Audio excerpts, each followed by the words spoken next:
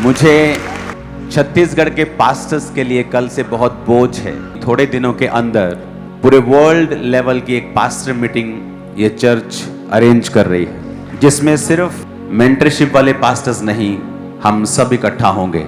और ये 1 दिन की नहीं होगी, ये 2 दिन की नहीं होगी, ये 3 दिन की होगी।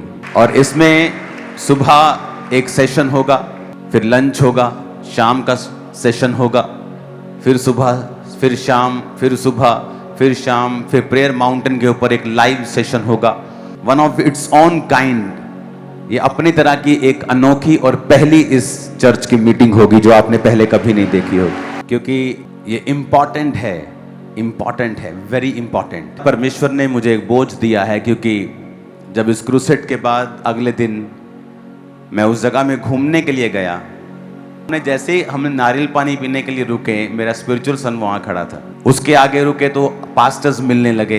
तो जहां हम घूमने गए थे वहां पर 70-80% लोग क्रिश्चियन थे और सभी मुझे जानते थे। और पास्टर्स बहुत से मुझे मिले।